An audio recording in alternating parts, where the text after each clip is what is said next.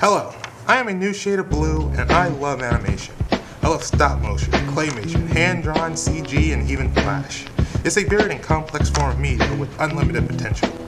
The animated shows and movies you grow up with will stick with you for life. But sadly, animation rarely gets the respect it deserves. To a lot of people, the peak of animation is SpongeBob, or even worse, South Park. And still others say that anime is the only decent form of animation today in both story and quality. And let's not forget statements like today's cartoons are terrible and long live the 90s. I don't really agree with any of these views, but I can see how these conclusions may have been reached. But personally, I believe that the cartoons of now and then have their share of the good, the bad, and the absurd. To prove my point, I decided to showcase a few select cartoons and see how they hold up by today's standards, and if they deserve the criticism or praise placed upon them. For my first showcase, I'd like to introduce you to Dungeons & Dragons. Hey, look! A Dungeons & Dragons ride! Wow, neat! Give me a break. I don't like this! Whoa! What's happening? Whoa! Where are we? Look out! Fear not, ranger, barbarian, magician, thief, cavalier, and acrobat.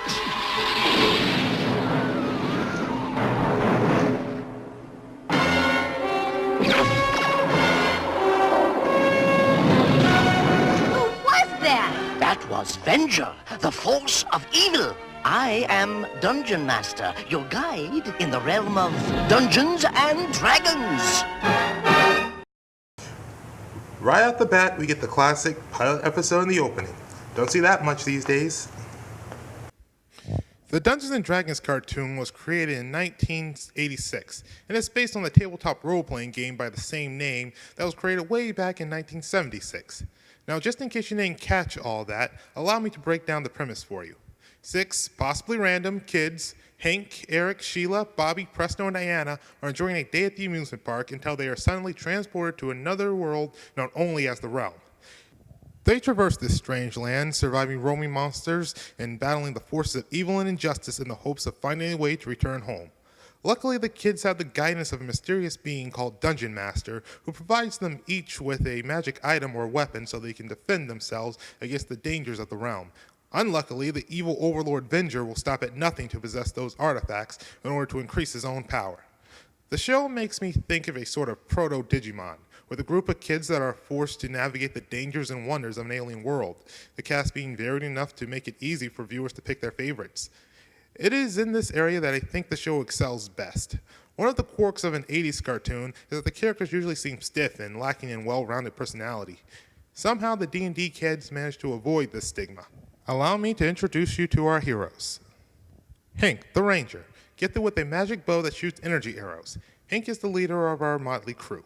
At first glance, he seems to fall right into that stiff character trend. He is the stalwart leader who shouts orders and comes up with the plans that the others instinctively follow. And it's quite a while before that image is fleshed out. It turns out that his greatest fear is failing as a leader, and he just wants everyone to get home alive. When the group is attacked, Hank is the first on the offensive.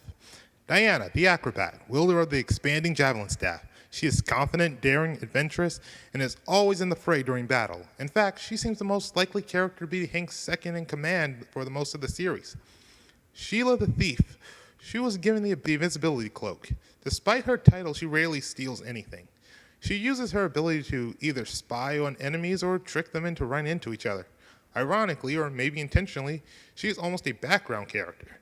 There are many episodes where you can remove her completely and not a single thing would change. She is the opposite of Diana, but also the team sweetheart. Come on, guys. Always concerned about the welfare of the It's others, not the end of the especially her world. little brother Bobby. Bobby is the youngest in the group, 9 or 10, and proudly holds the title of Barbarian. He was given what is probably the best melee weapon in the group, a magic club, that he never gets to use directly. Not from lack of trying, though. He'll run right up to a monster only for one of the others to pull him back. Usually he causes earthquakes or knocks trees down in battle. Bobby is also really close to the team pet Uni, a baby unicorn the group met on arrival in the realm. Eric, where is she? Too bad, old buddy. Better get used to it. She's run off with another guy. She has not. Sorry, short stuff. It happens to the best of us. Maybe a little too close. Uni can bleep words and teleport occasionally, and it's also a cause of conflict for Bobby since every time they find a way home, Bobby refuses to leave Uni behind. Presto, the magician, was given a hat that anything can be pulled out of. He is nervous, lacks self-confidence, and can't see without his glasses. His hat rarely does what he asks it to do, which may be in response to his indecisiveness. His anxiety isn't helped by the fact that the other kids always shout, "Presto, do something," whenever they're backed into a corner. On many of these occasions, the hat is used as a deus ex machina instead of just coming to relief. In Presto-centered episodes, he can be seen trying to overcome his self-doubt and improve his magic skills. He is probably the second most noticeable character in every episode, just behind Eric. Eric, Cavalier, is the show's official comic relief, and actually does his job quite well. He holds a force field creating shield. He is selfish, arrogant, complains a lot, but unlike most shows, he didn't get any free passes for being a jerk. The rest of the group openly insults him and makes fun of him. In fact, I think the writers realized that everyone else were being bigger jerks than Eric, so they had to ramp up his bad attitude a few episodes into the series.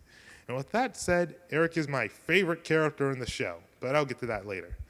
Dungeon Master, as I said, is the group's guide/mentor and famous in the realm for being the most powerful good wizard around. But in my opinion, his motives seem a bit iffy. If you read the script for the unaired series finale, you realize that random people from other dimensions spring up in the realm all the time. But the fact that the Dungeon Master was waiting and ready to arm these kids when they arrived makes me think he's the one who brought them there to start with. Why? Because DM has some sort of non-interference policy and can't stop the realm's evil directly. But since most of the realm's heroes have already been defeated, he had to outsource. He give them riddles to solve instead of just telling them what to do. Think about it. Every portal he tells these kids about forces them to go through some wizard slave driver or mutant horror, not to mention Venger.